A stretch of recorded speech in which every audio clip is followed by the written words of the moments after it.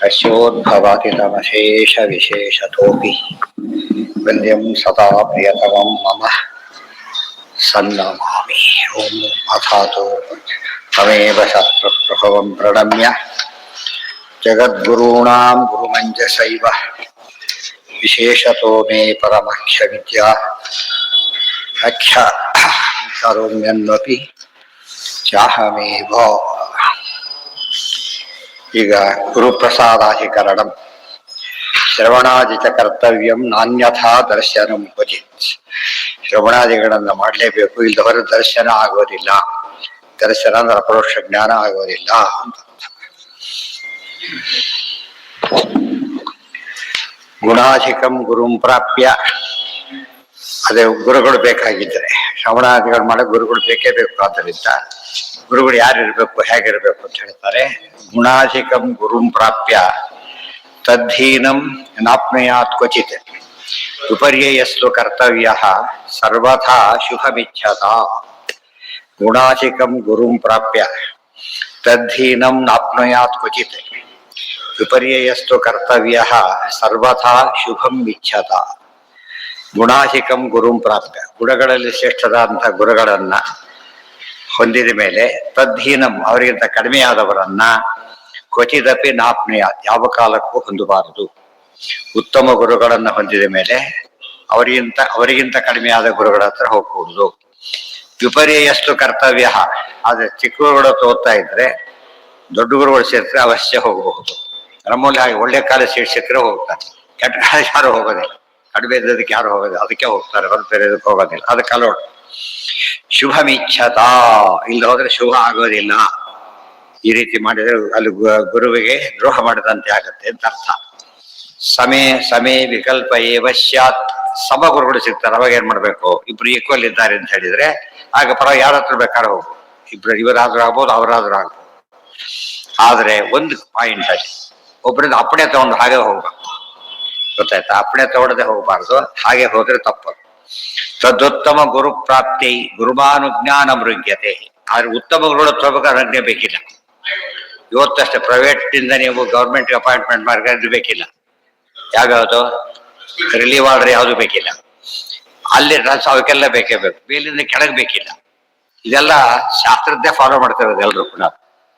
ಶಾಸ್ತ್ರ ಗೊತ್ತಿಲ್ಲ ಇವ್ರಿಗೆ, ನಾವೇ ಮಾಡಿದ್ವಿ ಅಂತ ತಿಳ್ಕೊಂಡಿದ್ದಾರೆ. ಬಂದಿದ್ದ ಹಾಗೆ ಮುಂದುವರೆ ಸತ್ಯವೇ ಜಯತೆ. ದೇವ್ರು ಹೋಗಿಬಿಟ್ಟು ಪುರುಷನಿತ್ವ ಹೋಗ್ಬಿಡ್ತು. ಈ ತರ ಆಗಿ ಇವೆಲ್ಲ ಇವತ್ತು ಎಲ್ಲರೂ ಫಾಲೋ ಮಾಡ್ತಿರೋ ವಿಶೇಷಾಂಶ. ಗುರು ಬ್ರಹ್ಮ ಅಖಿಲಾನಾಂಚ, ಹಾಗಿದ್ರೆ ಮುಖ್ಯ ಗುರುಗಳು ಯಾರು ಅಂತ ಪ್ರಶ್ನೆ ಬರ್ತೀವಿ. ಗುರು ಬ್ರಹ್ಮ ಅಖಿಲಾನಾಂಚ ವಿದ್ಯಾ ಚೈವ ಸರಸ್ವತಿ ದೇವತಾ ಭಗವಾನ್ ವಿಷ್ಣು ಸರ್ವೇಷಾಂ ಅವಿಶೇಷತಃ. ಗುರು ಬ್ರಹ್ಮ ಅಖಿಲಾನಾಂಚ, ಎಲ್ಲರಿಗೂ ಮುಖ್ಯ ಗುರುಗಳು ಯಾರು ಅಂದ್ರೆ ಬ್ರಹ್ಮದೇವರೇನೆ. ವಿದ್ಯಾ ಚೈವ ಸರಸ್ವತಿ, ಅನಂತರ ಸರಸ್ವತಿ ದೇವಿ ವಿದ್ಯಾಭಿಮಾನಿನಿಯವರು. ದೇವತಾ ಭಗವಾನ್ ವಿಷ್ಣು, ಮುಖ್ಯ ದೇವತೆ ಹೋದಾಗ ಎಲ್ಲ ಕಡೆ ವಿಷ್ಣು ಬೇರೆಯವರಲ್ಲ. ಸರ್ವ ಬಂದೆ ಸರ್ವೇಶಾಂ ಅವಿಶೇಷ, ಎಲ್ಲರಿಗೂ ಕಾಮನ್ ಇದೆ. ಮುಖ್ಯ ಗುರುಗಳು ವಾಯುದೇವರು, ಅನಂತರ ಗುರುಪತ್ನಿ ಭಾರತೀ ದೇವಿ, ನಾರಾಯಣ, ಲಕ್ಷ್ಮಿ, ಇವರೆಲ್ಲರೂ ಕೂಡ ಎಲ್ಲರಿಗೂ ಕಾಮನ್, ವ್ಯತ್ಯಾಸ ಇಲ್ಲ. ಇನ್ನು ಉಳಿದವರಿಗೆಲ್ಲ ನೀತ ಗುರುಗಳು ಬೇರೆ ಬೇರೆ ಇರ್ತಾರೆ. ಏನೇ ಆಗಿ ವಿ ಸಿ ಕಾಮನ್ ಇರ್ತಾರಲ್ಲ, ಹಾಗೆ ಒಂದು ಯೂನಿವರ್ಸಿಟಿ ಅನೇಕ ಕಾಲೇಜ್ ಇದ್ರು ಕೂಡ ವಿ ಸಿ ಆಗಿ ಕಾಮನ್ ಹಾಗೆ ಇವರೆಲ್ಲರಿಗೂ, ಇವರು ಅಂತ ವಿಷಯ ಅಲ್ಲ, ಒಂದೇ ಯೂನಿವರ್ಸಿಟಿ ಒಂದೇ ಇವರು, ಅಷ್ಟ ಮೇಲಿದ್ದಾರೆ. ದೇವತಾ ಭಗವಾನ್ ವಿಷ್ಣು ಸರ್ವೇಷಾಂ ವಿಶೇಷತಃ ತತ್ಪ್ರಸಾದೇನ ಮುಕ್ತಿ ಸ್ಯಾತ್. ಇಲ್ಲಿ ಮುಕ್ತರ ಕೊಡಬೇಕಾದ ಯಾರೀಗ? ಪರಮಾತ್ಮ ಹೊರತು ಬೇರೆಯವರಲ್ಲ. ಸೋತ್ತಮಾಸ್ತು ಕ್ರಮೇಣ ಇವ ಪೂರ್ವೇಶಾಂ ಗುರವಸ್ಮೃತಾಃ. ಇದರ ಜೊತೆಗೆ ಉತ್ತಮರೆಲ್ಲ ಗುರುಗಳೇ. ಇದು ಬಹಳ ಇದು ನಮ್ಮಲ್ಲಿ ಮಿಸ್ ಆಗಿಬಿಟ್ಟಿದೆ. ನಮಗಿಂತ ಉತ್ತಮರಾಗಿದ್ರೆ ಯಾವುದರಲ್ಲಿ? ಜ್ಞಾನ ಭಕ್ತಿಗಳಲ್ಲಿ ನಮಗಿಂತ ಉತ್ತಮರಾಗಿದ್ರೆ ಪಾಠ ಹೇಳಿ ಬಿಡ್ಲಿ, ಏನವರು ಗುರುಗಳೇ. ಇದನ್ನು ಫಾಲೋ ಮಾಡೋದಿಲ್ಲ, ಫಾಲೋ ಮಾಡೋದಿಲ್ಲ. ಅಲ್ಲ, ಎರಡು. ಇನ್ನೊಬ್ಬ ಗುರು ದ್ವೇಷ ಮಾಡಿದ್ರೆ ಗುರುಭಕ್ತಿ ಅಂತ ಆಗ್ಬಿಟ್ಟಿದೆ. ಅದು ದೊಡ್ಡ ಅನಾಹುತ. ಇನ್ನೊಬ್ರು ಬೈದಷ್ಟು ಖುಷಿ ಆಗ್ತಿದ್ದಾರೆ. ಆ ರೀತಿ ಆಗಬಾರ್ದು. ಹಾಗೆ ಬೈಬಾರದು ಅಂತ ಹೇಳ್ಕೊಡ್ಬೇಕಾದ್ರೆ. ಅರ್ಥ ಆಯ್ತಾ? ಈಗ ಒಂದು ಸ್ಟಾಫ್ನಲ್ಲಿ ನಮ್ಮಲ್ಲಿ ಕಾಮನ್ ಸೆನ್ಸ್ ಇದೆ. ಯಾವ ಸಬ್ಜೆಕ್ಟ್ ಅಲ್ಲಿ ಕಾಲೇಜಲ್ಲಿ ಓದ್ತಾ ಇರ್ತಾರೆ, ತುಂಬಾ ಸಬ್ಜೆಕ್ಟ್ಸ್ ಇರುತ್ತೆ. ಇದು ಸಬ್ಜೆಕ್ಟ್ ಅಲ್ಲ, ಅವರು ಯಾವುದೇ ಬೆಸ್ಟ್ ನಮಸ್ಕಾರ ಸಾರ್ ಅಂತ, ಗೊತ್ತಾಯ್ತಾ? ಒಬ್ಬರು ಸಾರೇನ ಅಲ್ಲ ಹೋಗ್ರಿ ಅಂತ ಹೇಳಕ್ ಹೋಗೋದಿಲ್ಲ. ಅವರೆಲ್ಲ ಏನವರು ಪೂಜ್ಯರೇ. ಅದು ಸ್ವತ್ತಮ ಗುರವ ಪ್ರೋಕ್ತಾಹ. ಇದು ತಾತ್ಪರ್ಯದಲ್ಲಿ ಬಂದಿದೆ, ಇಲ್ಲೂ ಹೇಳ್ತಾರೆ.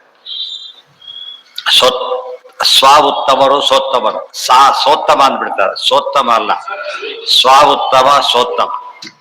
ಪಾಂತಸ್ಮಾನ್ ಅಂತ ಅರ್ಥ. ಪಾಂತ್ವಸ್ಮಾನ್ ಅಂತ, ಪಾಂತ್ವಸ್ಮಾನ್ ಪಾಂತ್ವಸ್ಮಾನ್ ಪಾಂತಸ್ಮಾನ್ ಅಂತಾನೆ ಶುರು ಮಾಡೋದು ಬಹಳಷ್ಟು ಜನ, ಹಾಗೆ ಹೇಳ್ಕೊಡು. ಇದು ಸ್ವ ಉತ್ತಮ ದ್ರೋಹ, ಅದು ಹಾಕ್ಕೊಡು. ಸೋತ್ತಮಾಸ್ತು ಕ್ರಮೇಣ ಇವ ಸರ್ವೇಷಾಂ ಗುರವಸ್ಮೃತಾ. ಅದಕ್ಕೆ ಅಗಸ್ತ್ಯರು ಇಂದ್ರದ್ಯುಮ್ನ ಇದ್ದಾರೆ. ಅಗಸ್ತ್ಯರು ಇಂದ್ರದ್ಯುಮ್ನರಿಗೆ ಪಾಠ ಹೇಳಿದ ಗುರುಗಳಲ್ಲ, ಆದ್ರೆ ಭಾಳ ಅವ್ರಿಗಿಂತ ದೊಡ್ಡವರು ಆಕ್ಚುಲಿ. ಆದ್ರಿಂದ ಏನಾಯ್ತು, ಬಂದ ತಕ್ಷಣ ಹೇಳಲಿಲ್ಲ, ಶಾಪ ಕೊಟ್ಟು. ಇದು ಅರ್ಥ ಮಾಡ್ಕೊಂಡ್ರೆ ಇದು ಹಾಗೇನೆ. ಎದ್ದು ನಿಂತ್ಕೊಂಡ್ರೆ ಇವತ್ತು ಎದ್ದು ನಿಂತ್ಕೊಂಡ್ರೆ ಕ್ಲಾಸಲ್ಲಿ ನಡೀತಾ ತಾನೆ, ಇಲ್ಲವ್ರು ಏನಾದ್ರು ಅಫೆನ್ಸ್ ಅಪರಾಧ ಆಗತ್ತೆ. ಸರ್ವೇಶಾಂ ಗುರವಸ್ಮೃತ ಇವತ್ತು ನಡೀತಿರೋದು ಹಾಗೆ. ಅವರೇ ನಮ್ಮಟ ಸ್ವಾಮಿಗಳೆಲ್ಲ ಬಿಡಿ, ಬೇಕಾದಷ್ಟು ಬೈಬೋದು ಅಂತ ಹಾಗೆ ಹೇಳಿಕೊಂಡೆ ಬೈತಿದ್ದಾನಂತ. ಹಾಗೆ ಹೇಳಿಕೊಂಡೆ ನಮ್ಮಟ ಸ್ವಾಮಿಗಳಲ್ಲ. ಎಷ್ಟು ಇದೆಲ್ಲ ಓದಿಲ್ಲ, ಹಾಗೆ ಶಾಸ್ತ್ರಜ್ಞ ಹೇಗಾಗ್ತಾರೆ ಗೊತ್ತಾಯ್ತಾ? ಮತ್ತೆ ಅವರು ಗುರುಗಳಾಗ್ಬೇಕು. ಯಾರೇ ಕಂಡ್ರು ಕೂಡ ಗೌರವದಿಂದ ಮಾತಾಡೋ ಧರ್ಮ ಅಲ್ವೇನು? ಬೈಲ ಶುರು ಮಾಡ್ಬೇಕಾ? ಏನೇ ಕಾಮನ್ ಸೆನ್ಸ್ ಅದು. ಅಂಗಡಿ ವ್ಯಾಪಾರಕ್ಕೆ ಹೋದ್ರು ಏನೇನು ಬೇಕು ಇವರು ಪಾಪ ಕಸ್ಟಮರ್ನಾಗಿ ಹೋಗ್ಬೇಕು, ಅವ್ರಿಗೆ ಬೇರೆ ಮಾರ್ಗ ಇಲ್ಲ. ಅದಕ್ಕೆಲ್ಲ ಅಲ್ಲಿ ಏನೋ ಒಂಥರ ವಿಚಿತ್ರ ಪ್ರವೃತ್ತಿ ಅವ್ರ ಮೇಲೆ ಬಂದ್ಬಿಟ್ಟಿದೆ.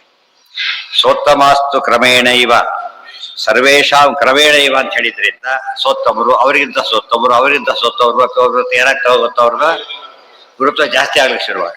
ಒಂದು ಗರುಡಾದಿ ದೇವತೆ ಪಾಠ ಹೇಳಿದ್ದಾರೆ. ಒಂದು ಗುರುಗಳಿಗೆ ಭಾರಿ ದೊಡ್ಡ ಗುರುಗಳಾದ್ರಿಂದ ಅವರೆಲ್ಲ ಅತ್ಯಂತ ಮಾನ್ಯರು. ತತ್ಪ್ರಸಾದೇನ ಮುಕ್ತಿ ಸ್ಯಾತ್ ಅನ್ಯಥಾ ಅಥವಾ ಕಥಂಚನ. ಜ್ಞಾನದಿಂದ ಎಲ್ಲೆಲ್ಲಿ ಮುಕ್ತಿ ಅಂತ ಹೇಳ್ತಾರೋ ನೆನ್ಪಿಟ್ಕೋಬೇಕೀಗ. ಜ್ಞಾನದಿಂದ ಎಲ್ಲೆಲ್ಲಿ ಮುಕ್ತಿ ಅಂತ ಹೇಳ್ತಾರೋ, ಜ್ಞಾನ ಕೊಡೋ ಗುರುಗಳಲ್ಲಿ ಭಕ್ತಿ ಇದ್ರೆ ಮಾತ್ರ ಅಂತ ಅರ್ಥ. ಇಲ್ದ ಹೋದ್ರೆ ಇಲ್ಲ. ಕಾರ್ಯದ ಡಿಬಾರ್ ಆಗ್ಯದ ಏನ್ ಕೊಡ್ತಾರೆ? ಡಿಬಾರ್ ಆದ ಪ್ರಯೋಜನ ಇಲ್ಲ. ಆ ದೃಷ್ಟಿಯಲ್ಲಿ ಉಪದೇಶೋಹಿ ನಾನ್ಯಥಾತು ಕಥಂಚನ.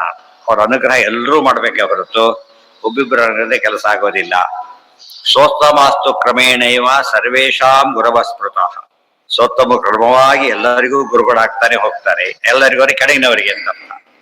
ಉಪದೇಶೋ ಬ್ರಹ್ಮಣಸ್ತು ಸರ್ವೇಶಾಮೇವ ಮುಕ್ತೈ. ಆದರೆ ಇದೆಲ್ಲ ಗುರುಗಳದಾಯ್ತು. ಈಗ ಬ್ರಹ್ಮದೇವರು ನಮಗೆ ನೇರ ಪಾಠ ಹೇಳಿಲ್ಲ, ಆದರೆ ಕೊನೆಯ ಉಪದೇಶ ಅವರೇ ಮಾಡಬೇಕು. ಕೊನೆಯ ಉಪದೇಶ ಯಾರು ಮಾಡಬೇಕು? ಬ್ರಹ್ಮದೇವರೇ ಮಾಡಬೇಕು. ಅವತಾರದಲ್ಲಿ ಸರ್ವೂಲ ಬರೆಯೋದವರು ಭಾರಿ ಬ್ರಹ್ಮದೇವರು, ಉಪದೇಶ ಮಾಡೋದವರು. ಆದ್ರಿಂದ ಇಬ್ಬರಿಗೂ ಕೂಡ ಎಷ್ಟು ಭಾರಿ ಮಹತ್ವ ಇದೆ. ಆದ್ರಿಂದ ವಾಯವೇ ನಮಃ ಬ್ರಹ್ಮಣೇ ನಮಃ. ಗುರು ನಮಸ್ಕಾರದಲ್ಲಿ ಏನಾಗ್ತಾರೆ ಎಲ್ಲ ಕೂಡ ಎಲ್ಲ ಸೇರ್ಬಿಡ್ತಾರೆ. ಶ್ರೀ ಗುರುಭ್ಯೋ ನಮಃ ಪರಮ ಗುರುಭ್ಯೋ ನಮಃ ಹೇಳ್ತೀವಿ. ಯಾಕಂದ್ರೆ ಗುರುಗಳು ಸ್ನೇಹಿತ ಗುರುಗಳು ಯಾರು ಗೊತ್ತಿಲ್ಲ, ಅಲ್ಲಿವರೆಗೂ ಈ ಗುರುಗಳು ಒಪ್ಪಿರೋ ಗುರುಗಳು ಅಲ್ಲಿವರೆಗೆ ಇರ್ತಾರೆ. ಆಮೇಲೆ ಆ ಗುರುಗಳು ಪ್ರಧಾನರಾಗ್ತಾರೆ, ಗೊತ್ತಾಯ್ತಾ? ಅನಂತರ ಪರಮ ಗುರುಗಳು, ಅವರು ನಮಗೆ ಗೊತ್ತಿಲ್ಲ. ಪರಮ ಗುರುಭ್ಯೋ ನಮಃ ಆಮೇಲೆ ಏನು ಶುರುವಾಯ್ತು? ಈಗ ಎಲ್ಲಿ ಬಂತು? ಪರಮ ಗುರುಭ್ಯೋ ನಮಃ ಆದ್ಮೇಲೆ ಆನಂತರ ಎಲ್ಲರಿಗೂ ಆಮೇಲೆ ಭಾರತೇ ನಮಃ ಸರಸ್ವತೇ ನಮಃ. ಈ ಕ್ರಮದ 12 ಜನ ನಮಸ್ಕಾರ, ದ್ವಾದಶ ಗುರು ನಮಸ್ಕಾರ ಅಂತಾನೆ. ಇಲ್ಲದೆ ಹೋದ್ರೆ ಅವರಿಗೆ ಭದ್ರ ಸಿದ್ಧಿ ಆಗೋದಿಲ್ಲ ಅಂತ ನಿಯಮ.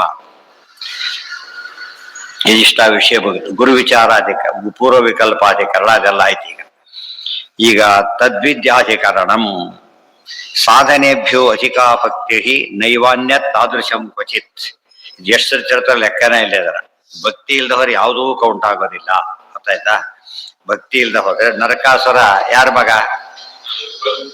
ವರಾಹದೇವರ ಮಗ. ಏನು ಇಲ್ಲ, ಗೊತ್ತಾಯ್ತಾ? ಯಾಕೆ? ಅಂಧದ ಅಂಶ ಹೋಗ್ತಾನೆ, ಬರೀ ಇದಲ್ಲ ಅಂಧದ ಅಂಶಕ್ಕೆ ಹೋಗ್ತಾನೆ. ಇದೆಲ್ಲ ಅರ್ಥ ಮಾಡ್ಕೊಂಡ್ರೆ ಭಕ್ತಿ ಒಂದು ಇಲ್ಲದೆ ಹೋದ್ರೆ ಯಾರ ಮಗನಾಗ್ಲಿ ಯಾರ ಶಿಷ್ಯನಾಗ್ಲಿ ಯಾವುದು ಕೌಂಟ್ ಆಗೋದೇ ಇಲ್ಲ. ಈ ದೈತ್ಯರೆಲ್ಲ ಶುಕ್ರಾಚಾರ್ಯ ಶಿಷ್ಯರು. ಶುಕ್ರಾಚಾರ್ಯ ಒಳ್ಳೆಯವರು, ಕೆಟ್ಟವರೆಲ್ಲ ಅವರು, ಗೊತ್ತಾಯ್ತಾ? ಬೃಹಸ್ಪತ್ಯಾಚಾರ್ಯ ಶುಕ್ರಾಚಾರ್ಯ ಎಲ್ಲ ಪೂಜ್ಯರವರು. ಆದ್ರೆ ಅವ್ರ ಶಿಷ್ಯರೆಲ್ಲ ಇವರು, ಶಿಷ್ಯರೆಲ್ಲ ದೈತ್ಯರು. ಅದು ಮಾತ್ರ ಅವ್ರ ಅಪಾಯಿಂಟ್ಮೆಂಟ್ ಆದ್ರಿಂದ ಅವ್ರಿಗೆ ದೋಷ ಇಲ್ಲ.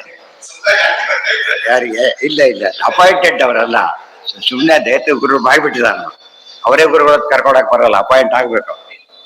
ಸಾಧನೆಭ್ಯೋ ಅಧಿಕಾ ಭಕ್ತಿ ವೈ ನೈವಾನ್ಯ ತಾದೃಶಂ ಕ್ವಚಿತೆ.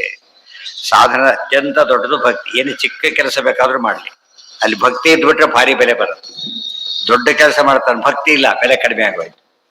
ದುರ್ಯೋಧನ ಅಷ್ಟೆಲ್ಲ ಒಟ್ಟು ಅಡಿಗೆ ಒಳಗೆ ಕೃಷ್ಣ ಬೇಡ ಅಂತ ಹೇಳಿ ಬರೀ ಅವಲಕ್ಕಿ ರದ್ದಿಸೋದು, ಅದು ಒಂದು ಮುಷ್ಟಿ. ಕೃಷ್ಣ ಪ್ರೀತಿಯಿಂದ ಸ್ವೀಕಾರ ಮಾಡ್ತಾರೆ. ಇದೆಲ್ಲ ಏನು ಬರೀ ಇದಲ್ಲ, ದೃಷ್ಟಾಂತ. ಇದು ಥಿಯರಿ, ಅದು ಎಕ್ಸಾಂಪಲ್. ಅದರಿಂದ ಯಾವ ಕಾಲಕ್ಕೆ ಏನೇ ಮಾಡಿದ್ರೆ ಹೇಗೆ ಮಾಡ್ಬೇಕು ನಾವು ಅದನ್ನ? ಯದೇವ ವಿದ್ಯೆಯ ಕರೋತಿ ಶ್ರದ್ಧೆಯ ಉಪನಿಷದ ತದೇವ ವೀರ್ಯವತ್ತರಂ ಭವತಿ. ಮೂರ್ ಇರ್ಲೇಬೇಕು ಯಾವಾಗ್ಲೂ ಕೂಡ. ಸ್ವಾಧಿಕಾತ್ವ ಭಕ್ತಿಶ್ಚೈವ ಹರಾವೇವ ಮುಖ್ಯ ಅನ್ಯತ್ರ ಯಥಾಕರ್ಮ. ಅತ್ಯಂತ ಹೆಚ್ಚು ಭಕ್ತಿ ಯಾರಲ್ಲಿ ಮಾಡಬೇಕು? ದೇವರಲ್ಲಿ ಮಾಡ. ವಿಷ್ಣೋರತ್ಯುತ್ತಮತ್ವಾದ್ ಅಧಿಕ ಗುಣಗಣೈ ತತ್ರ ಭಕ್ತಿಂ ಗರಿಷ್ಠಾಂ ಮಾಡಿದ. ಈ ಮಾತೆ ಮೂಲ ಅದಕ್ಕೆಲ್ಲ ಕೂಡ ವಾಯುಸ್ಥಿತಿಗೆ. ಸ್ವಾಧಿಕಾತ್ವೇವ ಸರ್ವತ್ರ ಪ್ರೋತ್ತಮೇಶು ಕ್ರಮೇಣ. ನಮಗಿಂತ ಹೆಚ್ಚು ಇವು ಗೌರವವನ್ನು ದೊಡ್ಡವರಿಗೆ ಕೊಡಬೇಕು. ಉತ್ತಮ ಕ್ರಮವಾಗಿ ತಾರತಮ್ಯ ಕ್ರಮದಲ್ಲಿ ಕೊಡ್ತಾ ಹೋಗ್ಬೇಕು. ಅನುವರ್ತತೆ ಚ ಸಾ ಭಕ್ತಿ ಮುಕ್ತವು ಆನಂದ ರೂಪಿಣಿ. ಇದು ಕೂಡ ತಾತ್ಪರ್ಯದಲ್ಲಿ ಹೇಳಿದ್ದಾರೆ. ಮುಕ್ತಿಯಲ್ಲೂ ಕೂಡ ಏನಾಗುತ್ತೆ? ಭಕ್ತಿ ಎಂಬುದು ಇದ್ದೇ ಇರುತ್ತೆ. ಮುಕ್ತಿಯಲ್ಲೂ ಭಕ್ತಿ ಹೋಗೋದಿಲ್ಲ ಅಂದಮೇಲೆ ಐಕ್ಯನೂ ಇಲ್ಲ, ಸಾಮ್ಯನೂ ಇಲ್ಲ. ಭಕ್ತಿಗೆ ಏನ್ ಬೇಕು? ಫಸ್ಟು ಭೇದ ಇರಲೇಬೇಕು. ಎರಡನೇದಾಗಿ ಉತ್ತಮತ್ವ ಇರಬೇಕು. ಅದಕ್ಕೆ ಬೈಲಿನ ಭಕ್ತಿ ಕೌಂಟೇ ಆಗೋದಿಲ್ಲ. ಸೊ ಬೇರೆ ಆಗಬೇಕು, ಉತ್ತಮರು ಇರಬೇಕು ಅಂತ ತಾರತಮ್ಯನೂ ಬಂತು, ಭೇದನು. ಎರಡು ಮತಗಳು ಹೋಯ್ತು.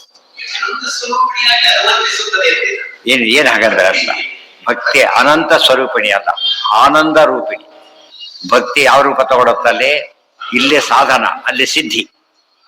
ಇಲ್ಲಿ ಭಕ್ತಿ ಸಾಧನ, ಆಮೇಲೆ ಸಿದ್ಧಿ. ಒಬ್ಬರಿಗೆ ಕೆಲಸ ಬೇಕಾಗಿರುತ್ತೆ, ಗೌರವ ಕೊಡ್ತಾರೆ. ಕೆಲಸ ಆದ್ಮೇಲೆ ಕೂಡ ಏನ್ ಮಾಡ್ತಾನೆ? ಮತ್ತೆ ಗೌರವ ಕೆಲಸ ಮಾಡಿಕೊಟ್ರು ಅಂತ ಗೌರವ ತೋರಿಸ್ತಾರೆ. ಇದು ಕೆಲಸ ಆಗಲಿ ಅನ್ನೋ ಭಕ್ತಿ, ಅದು ಕೆಲಸ ಆಯ್ತು ಅನ್ನೋ ಭಕ್ತಿ. ಅದು ಆನಂದ ಕನ್ವರ್ಟ್ ಆಗಿಬಿಡುತ್ತೆ.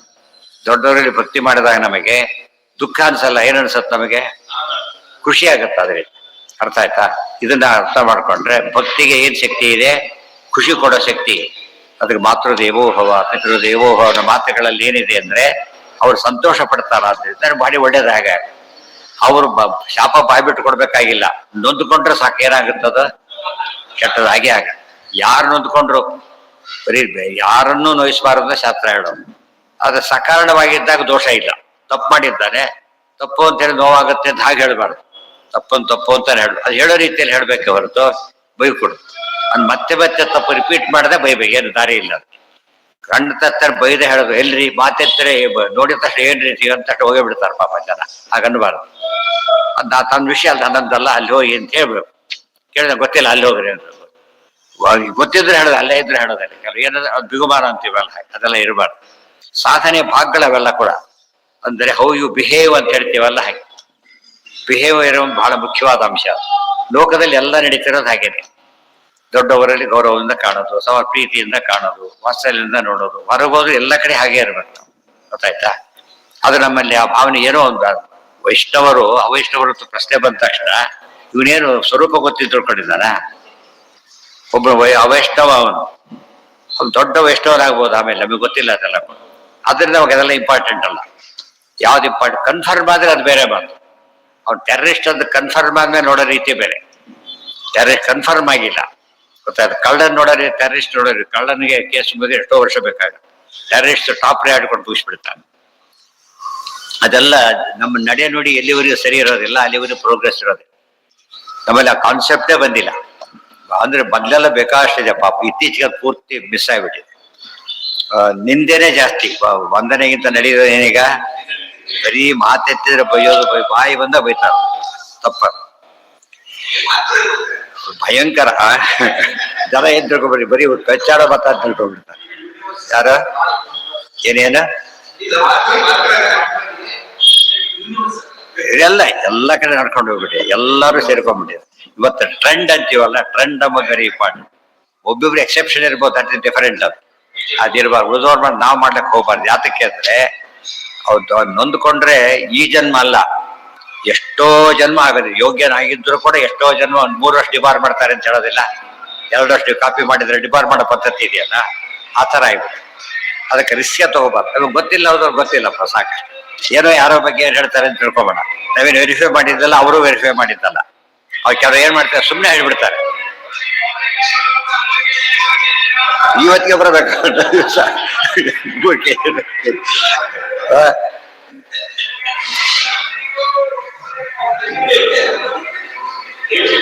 ಗೊತ್ತಾಯ್ತು. ಆ ದೃಷ್ಟಿಯಲ್ಲಿ ಯಾವಾಗಲೂ ಕೂಡ ನಮ್ಮ ಉದ್ದೇಶ ನಾವು ಸಾಧನೆ ಮಾಡ್ಬೇಕು. ಆ ಭಾವನೆ ನಾನು ಹೇಳಿಲ್ಲ. ಪರೀಕ್ಷೆಯಲ್ಲಿ ಮಕ್ಕಳು ಕಾಪಿ ಮಾಡ್ತಿರ್ತಾರೆ, ಹೇಳಕ್ ಹೋಗ್ಬೇಡಿ ಕಾಪಿ ಮಾಡ್ತಾರೆ, ನಿಮ್ ಕೆಲಸ ಅಲ್ಲ ಅದು. ಅದೇಂದ್ರೆ ಬೇರೆ ಇರ್ತಾರೆ. ಅದಕ್ಕೆ ನಮ್ಮನ್ನ ಯಾಕೆ ಕೇಳಿಲ್ಲ, ಹೇಳೋದು ಕೇಳೋದಿಲ್ಲ ಕೂಡ, ಅವರು ಕೇಳೋದಿಲ್ಲ. ಹಾಗೆಲ್ಲ ಕೂಡ ಅದೇ ಹಾಗೋ ಇದು ಹಾಗೆ. ಏನು ಮಾಡ್ತಾರೋ ಮಾಡ್ತಾರೆ. ಕೆಲವರಂತೂ ಸುಳ್ಳೆ ಹೇಳ್ಬಿಡ್ತಾವ್ರು, ಹಾಗೆ ಹೀಗೆ ಅಂತ ಬಿಡಿಸೋಕ್ಕೋಸ್ಕರ ಹೇಳ್ಬಿಡ್ತಾರೆ. ಅವ್ರು ಕಣ್ಣು ನಂಬ್ಕೊಂಡ್ಬಿಟ್ಟು ಪಾಪ ದ್ವೇಷನೇ ಶುರು ಹಾಗೆಲ್ಲ ಮಾಡಬಾರ್ದು. ಇದು ಆ ಕೆಲಸ ಇವರು ಮಾಡಬಾರದು, ಪ್ರಮಾಣ ಇಲ್ಲದೆ ನಂಬ್ಲಕ್ ಹೋಗ್ಬಾರ್ದು. ಮತ್ತೆ ಟ್ರೆಂಡ್ ಇರೋದು ಏನು ಅಂದ್ರೆ ದ್ವೇಷ ಹುಡ್ಸೋದಾದ್ರಿಂದ ಸಾಮಾನ್ಯ ಸುಳ್ಳು ಹೇಳ್ತಾರೆ ಅಂತ ತಿಳ್ಕೊಂಡ್ಬಿಡ್ಬೇಕು. ನಮ್ಮ ಇದನ್ನ ಅಫೆಕ್ಟ್ ಮಾಡ್ಕೊಡಕ್ ಹೋಗ್ಬಾರ್ದು. ಅನ್ಲೆಸ್ ಅದ್ರ ಪ್ರೂವ್ಡ್ ಆದವ್ರು ಶಿಕ್ಷೆ ಕೊಡೋ ಹಕ್ತಿ ನಮಗಿಲ್ಲ. ದೂರ ಕಾಡ್ರಿಂದ ದೂರ ಇರ್ತೇವೆ ಹೊರತು ನಾವು ಪನಿಷ್ ಮಾಡಕ್ ಬರಲ್ಲ. ಅವ್ರು ಪನಿಷ್ ಮಾಡೋದು ಬೇರೆ ವ್ಯವಸ್ಥೆ ಇದೆ. ಅದೇನು ತಪ್ಪು ಮಾಡಿದವ್ರು ಹೇಳ್ತಾರೆ ಅಂತ ತಿಳ್ಕೊಳ್ಳಿ. ದೇವತೆಗಳಿಲ್ವ, ಇದು ವ್ಯವಸ್ಥೆ ಇಲ್ವೇನೋ ಅದಕ್ಕೆ.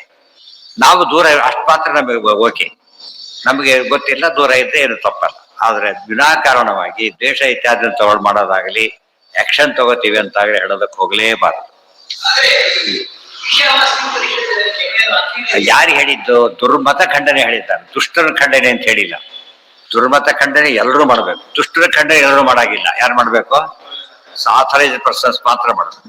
ಜ್ಞಾನಕ್ಕೆಲ್ಲರೂ ಆಥರೈಸ್ಡ್, ಜ್ಞಾನಕ್ಕೆಲ್ಲರೂ ಆಥರೈಸ್ಡ್ ಆದ್ರಿಂದ ಎಲ್ಲರಿಗೂ ಕೂಡ ಹಕ್ಕಿದೆ. ಅದು ಉಳಿದವ್ರಿಗೆ ಆಥರ ಹೇಳಿದಲ್ಲ. ಅವರು ಯಾರು ಅಪಾಯಿಂಟೆಡ್ ಅವ್ರು ಮಾತ್ರ ಮಾಡ್ಬೇಕು. ಕಾಂಪಿಟೆಂಟ್ ಇಲ್ದ ಹೋದ್ರೆ ಕೆಲಸ ಮಾಡಕ್ ಹೋಗ್ಬಾರ್ದು. ಈ ಜಡ್ಜೇನೆ ಎಲ್ಲರಿಗೂ ಶಿಕ್ಷೆ ಕೊಡಕ್ ಬರ್ತಾನೆ. ಏನು ಅಪಾಯಿಂಟ್ ಆಗಿ ಕೇಸ್ ಹ್ಯಾಂಡಲ್ ಮಾಡಿದ್ರೆ ಅದಕ್ಕೆ ಮಾತ್ರ ಕೊಡ್ಬೇಕೇ ಹೊರತು ಹುಡುಗಕ್ಕೆಲ್ಲ ತಲೆ ಹಾಕಾಗಿಲ್ಲ ಅವರು. ಮತ್ತೆ ಹೊಸ ಜಡ್ಜ್ ಬರ್ತಾರೆ, ಮೊದಲಿನ ಶುರುವಾಗಿ ಅವ್ರು ಹೇಳಿದ್ದನ್ನು ಒಪ್ಪಬೇಕು ಬಿಡ್ಬೇಕು, ಎರಡೂ ಅಲ್ಲ, ಮುಂದೆ ಹೋಗ್ತಾ ಇರ್ತಾರೆ. ಅದರಿಂದಾಗಿ ಡಿಲೇ ಆಗುತ್ತೆ. ಇನ್ನೇ ಜಡ್ಜ್ಮೆಂಟ್ ನಾಳೆ ಅಂತ ಟ್ರಾನ್ಸ್ಫರ್ ಮಾಡಿಸ್ಬಿಡ್ತಾರೆ, ಗೊತ್ತಾಯ್ತಾ? ಮತ್ತೆ ಮೊದಲಿಂದ ಶುರು, ಅಲ್ಲಿ ಕೊಟ್ಟು ಡೇಟ್ ಕೊಟ್ಟು ಹೋಗೋದು ಮತ್ತೆ ಅದೇ ಮತ್ತೆ ಚಂದ ಮಾಡ್ತಾರೆ. ಹೀಗಾಗಿ ಬೆಳೀತಾ ಅವ್ರು ಒಂದ್ ರೀತಿ ಇರ್ಬೇಕು. ಅವ್ರು ಹ್ಯಾಂಡಲ್ ಮಾಡಿದ ಕೇಸನ್ನು ಅವರೇ ಮುಗಿಸ್ಬೇಕು. ಅವಾಗ ಎಷ್ಟು ಬೇಗ ಸಾಲ್ವ್ ಆಗುತ್ತೆ ಗೊತ್ತಾ? ಅವ್ರು ಏನೇ ಆಗಲಿ ಅದು ಆ ಕೇಸನ್ನ ಅಲ್ಲೇ ಇದ್ರೂ ಮಾಡ್ಬೇಕು, ಅವ್ರು ಇಲ್ಲಿ ಮಾಡಾಗಿಲ್ಲ. ಇದೆಲ್ಲ ಡಿಲೇ ಮಾಡೋರಿಗೆ ಬಹಳ ಅನುಕೂಲ ಆಯ್ತು. ಒಂದಷ್ಟು ಒಳ್ಳೆ ತಪ್ಪಲ್ಲ ಅದು, ಆದ್ರೆ ಅದನ್ನ ದುರುಪಯೋಗ ಮಾಡ್ಕೊಂಡ್ರೆ ಜಾಸ್ತಿ ಆದ್ರಿಂದ ಅವನೇ ಮಾಡ್ತಾನೆ ಅಂದ್ರೆ ಏನು ಮಾಡಕ್ ಬರೋದಿಲ್ಲ. ಎಷ್ಟು ಕೇಸ್ ಪೆಂಡಿಂಗ್ ಉಳಿಯೋದೇ ಇಲ್ಲ, ಬೇಗ ಗೊತ್ತಾಗುತ್ತೆ. ಮತ್ತೆ ಎಲ್ಲ ಗೊತ್ತಿರುತ್ತಲ್ಲ, ಡಾಕ್ಟರ್ ಚೇಂಜ್ ಆದಾಗ ಎಷ್ಟು ಕಷ್ಟ ಆಗುತ್ತೆ. ಕೆಲವೊಂದು ಬೇರೆ ವಸ್ತು ಕೊಟ್ಟರೆ ಇದಾಗುತ್ತೆ, ಏನೋ ಅಲರ್ಜಿ ಆಗಿಬಿಟ್ಟು ಏನೋ ಆಗಿಬಿಡ್ಬೋದು. ಆ ರೀತಿ ತತ್ಪೂರ್ವಕ ಉಪಾಸನ ಇವಂ ಉಪಾಸನ ಪಾದ ಇದು ಮನೆ ಮುಗಿಸ್ತಾರೆ. ತತ್ಪೂರ್ವಕ ಅಂದ್ರೇನು? ಭಕ್ತಿಪೂರ್ವಕವಾದಂತಹ ಭಕ್ತಿ ಎಲ್ಲಾ ಕಡೆ ಉಳಿಯೋದರಿಂದ, ಮುಕ್ತಿಯಲ್ಲೂ ಉಳಿಯೋದರಿಂದ ಯಾವಾಗಲೂ ಅದನ್ನ ಏನ್ ಮಾಡ್ಬೇಕು ನಾವು? ಅದು ಅಫೆಕ್ಟ್ ಆಗದ ನೋಡ್ಕೋಬೇಕು, ಭಕ್ತಿನ ಅಫೆಕ್ಟ್ ಆಗದಂತೆ ನೋಡ್ಕೋಬೇಕು. ಕರ್ತವ್ಯ ಮುಕ್ತಯೇ ಗುಣೈಹಿ, ಅದರಿಂದ ಗುಣಗಳನ್ನ ಇಟ್ಟುಕೊಂಡು ಗುಣಗಳನ್ನು ನಿಮಿತ್ತ ಮಾಡಿಕೊಂಡು ಮುಕ್ತಿಗೋಸ್ಕರವಾಗಿ ಭಕ್ತಿ ಮಾಡಲೇಬೇಕು. ಭಕ್ತಿಪೂರ್ವಕ ಉಳಿದೆಲ್ಲ ಕೆಲಸನೂ ಮಾಡಬೇಕು. ಅಲ್ಲಿ ಆ ವಿಷಯ ಮುಗಿತು. ಇದು ಶ್ರೀಮದಾನಂದ ತೀರ್ಥ ಭಗವತ್ಪಾದಾಚಾರ್ಯ ವಿರಚಿತೆ ಶ್ರೀಮದ್ ಬ್ರಹ್ಮಸೂತ್ರಾನು ವ್ಯಾಖ್ಯಾನೆ ತೃತೀಯಾಧ್ಯಾಯಸ್ಯ ತೃತೀಯ ಪಾದ. ಮೂರನೇ ಅಧ್ಯಾಯದ ಮೂರನೇ ಪಾದ ಮುಗಿತು. ಯಾವ ಪಾದ ಮುಗಿತು? ಈಗ ಉಪಾಸನ ಪಾದ ಮುಗಿತು.